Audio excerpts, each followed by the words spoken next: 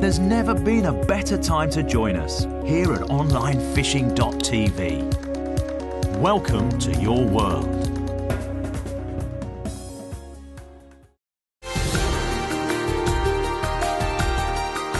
Fishing TV News, brought to you in association with Angler's Mail.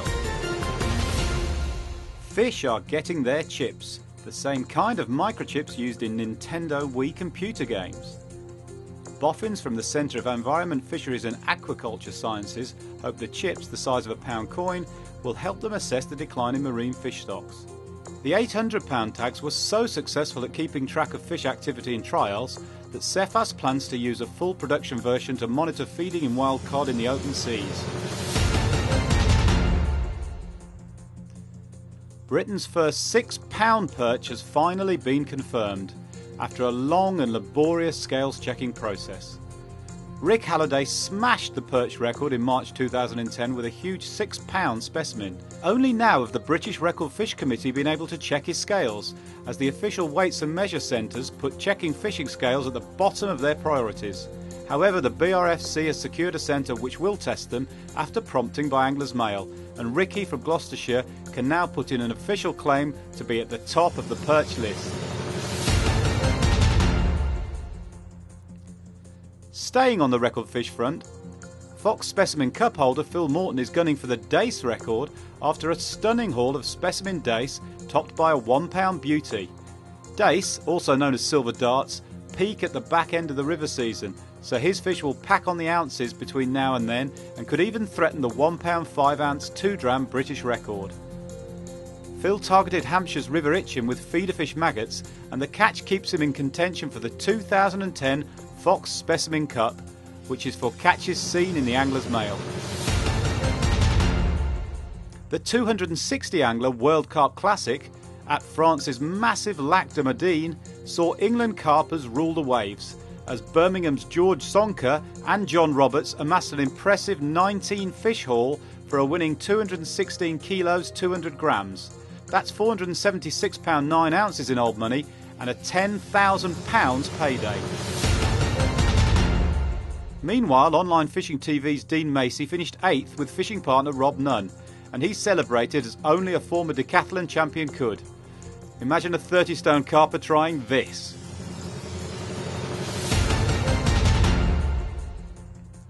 At Hampshire's Broadlands Lake, young pairs shone brightly at this year's British Carp Angling Championship, as Norfolk-based students Wayne Rees and Luke Church took the overall honours in a 48-hour contest and pocketed the £10,000 top prize. The 21-year-olds won at their first attempt with 14 carp for £202 2 ounces. The two semi-finals and the final were televised for Sky Sports TV. Look out for broadcasts on October the 24th, November the 1st and November the 8th respectively. If you like what you see, there's an archive of Sky's coverage from former finals and semi-finals in Online Fishing TV's Carp channel. Trade show season has started and keen tackle dealers are checking out what's new for the months ahead. Shimano are amongst the first firm to showcase their wares, and carp fans are sure to be interested in the new super bait runners. They have been redesigned and upgraded for 2011 to include a new top-of-the-range XTR RA model, and in the small bait runners, new sizes in the XT FA. Carp fans should also check out a host of releases from JRC, including the Cocoon Carp Crib, a shelter offering the ultimate in mobility for anglers on an overnight or quick day session. Famous brand Shakespeare has also revealed some cutting-edge kit, including big value rods in the Mac XT ranges. The Mac 3 XT Waggler feeder combo will surely be a big hit on commercial pools, as will the Mac 1 XT Pellet Waggler rod. Fishing TV News, brought to you in association with Angler's Mail.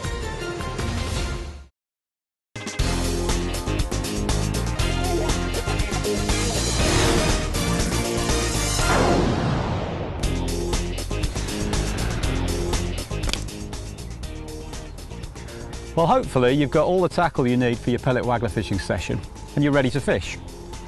But one thing that should be never underestimated when using this method is one of these, your Catapult. feeding is absolutely paramount to this whole method. The whole way the technique works is based around keeping pellets going in, and that noise of the pellets hitting the water is what's attracting the fish into your peg. One of the things I see a lot of people do wrong when they're pellet waggler fishing is they just lash in the bait. They'll just put a whole handful of pellets in the pouch of the Catapult and just lash it in, and that is not how to fish this method. The way to fish the method is to keep the bait going in, but just to feed a little bit at a time. What I like to do is just literally keep 2 or 3 pellets going in around the float, in between casting, and keeping, you know, the bait moving and keeping busy.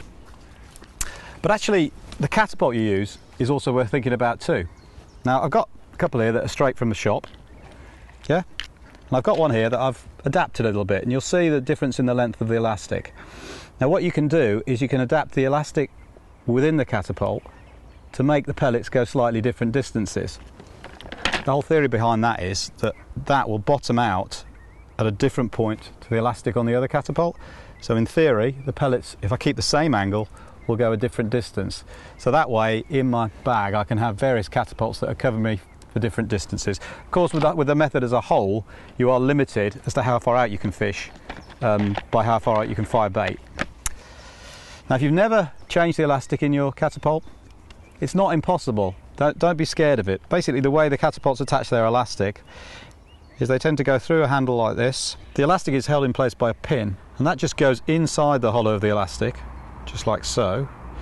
It's quite difficult to get on, but then it should be, because the whole idea is it shouldn't come off. So you've got to use a bit of brute force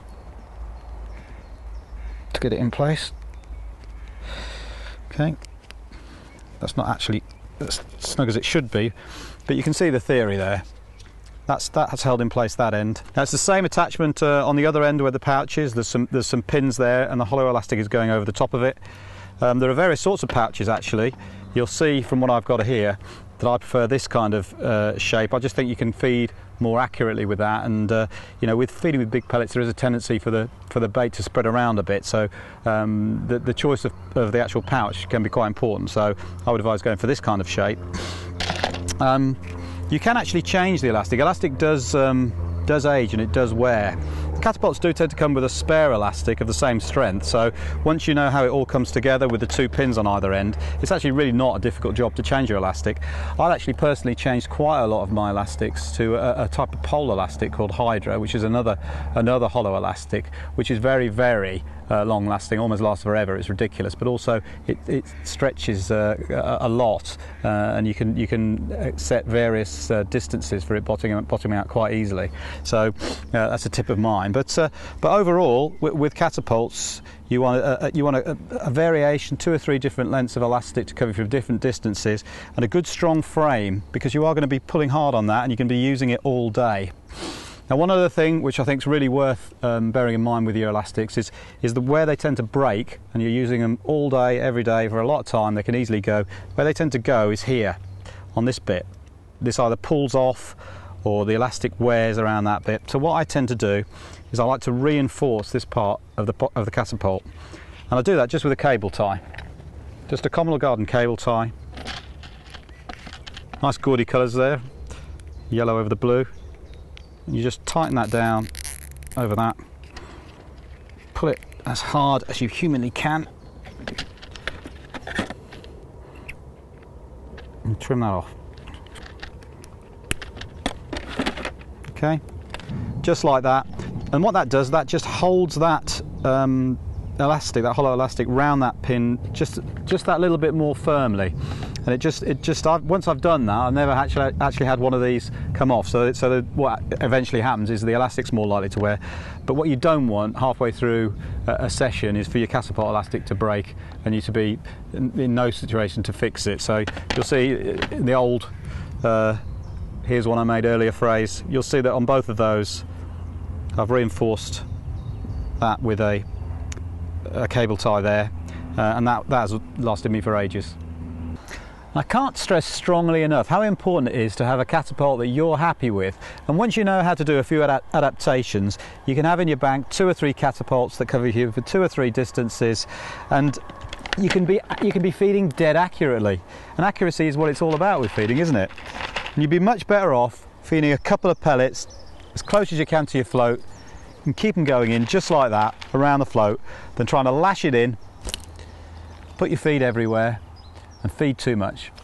So overall, choose a catapult you like, tinker with it a little bit if you need to, but make sure you're happy with it and make sure you feed accurately.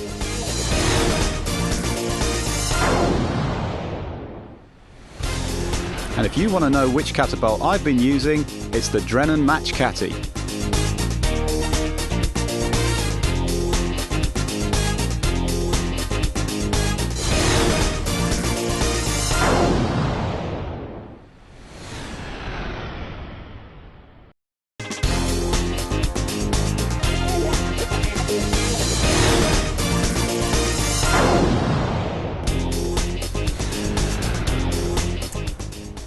Not a new product this, but one that comes highly recommended to me by a top name. Now Suffolk is a brand that's known for the abrasion resistance of the line.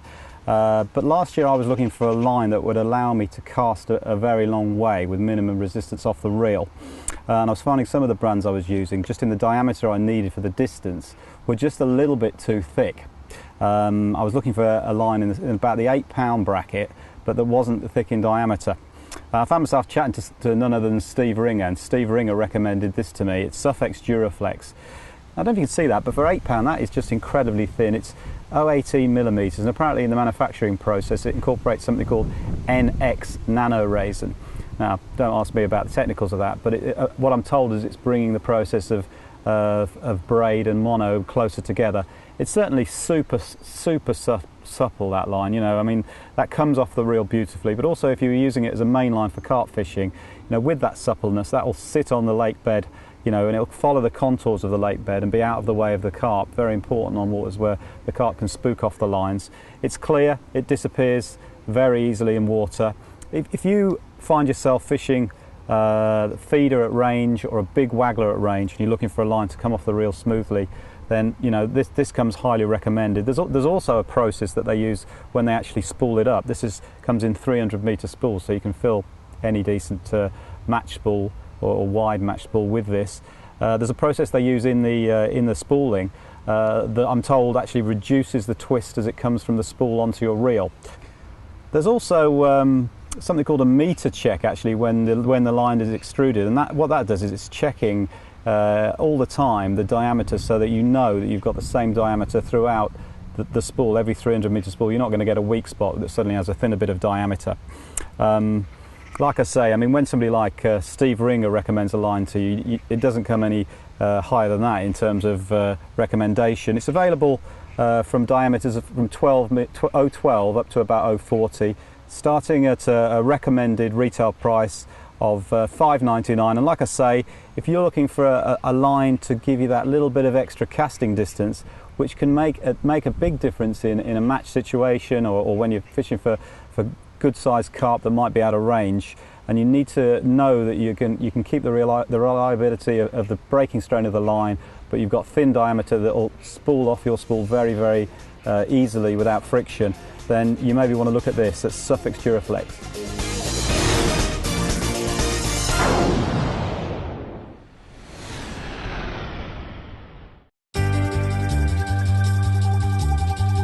Here at Fishing TV, we've come up with a very special offer.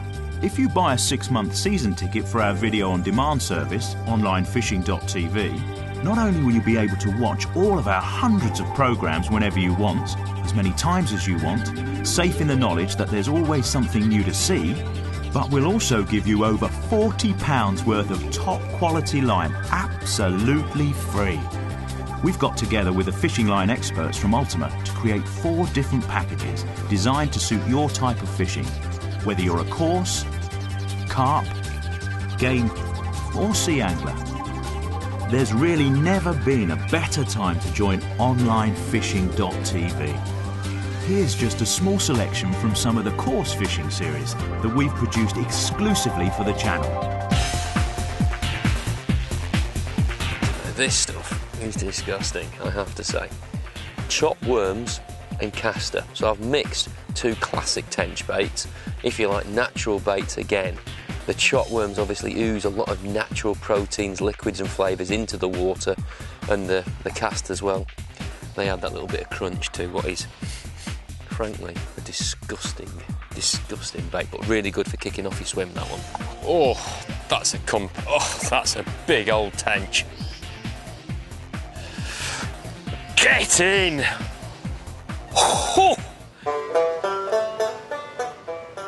Now Trevor's off the mark, it doesn't take him long to hook another. But some of his hastily put together equipment seems to let him down.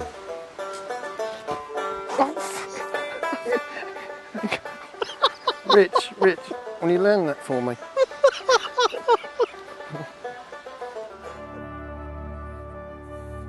Absolutely perfect. Right, gotta go and catch a carp now. And after a nice cup of properly made tea, what better time for all hell to break loose?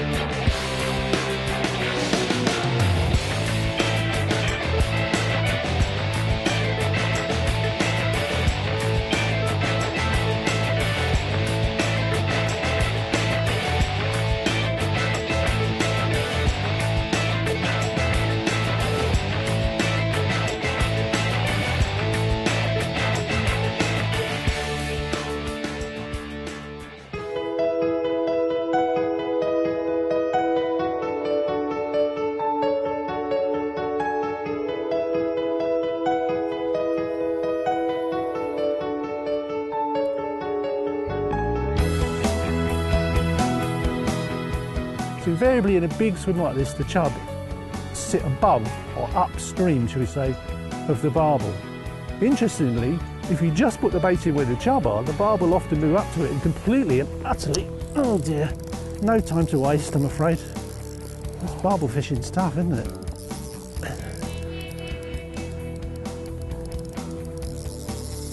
Ooh, we do love that sound. That's what we call music in this game. I reckon that's about 10.5 pounds. When you can think these fish grow, I've had them 12 pounds plus in here. Nationally, they grow quite a bit bigger than that. Can you imagine what a really big one looks like? No way.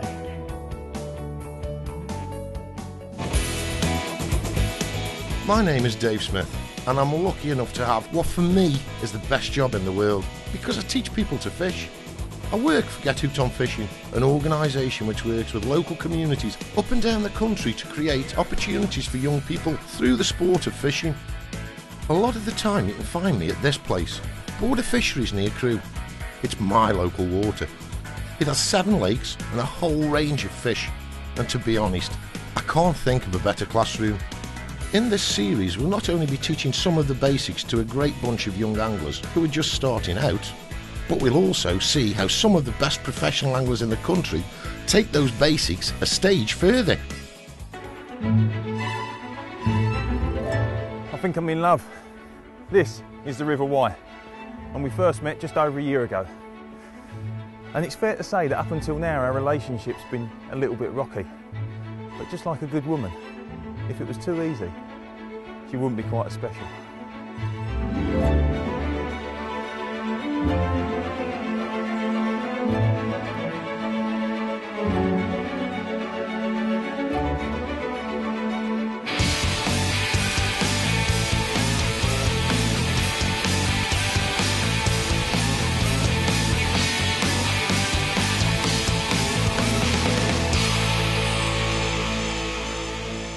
Now this is something you definitely don't get at every venue. All in!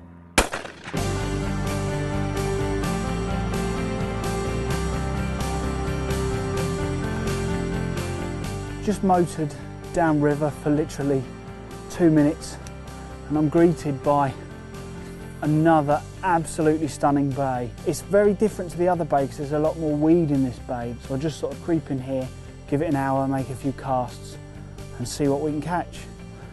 One of the difficulties about fishing in here is there's just too many options of places to cast. You know, I stand here and I've just got a 360 degree around the boat. I want to cast a lure there.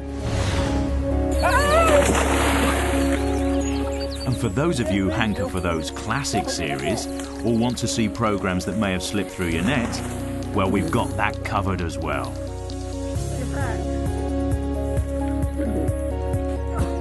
There's never been a better time to join us here at onlinefishing.tv. Welcome to your world.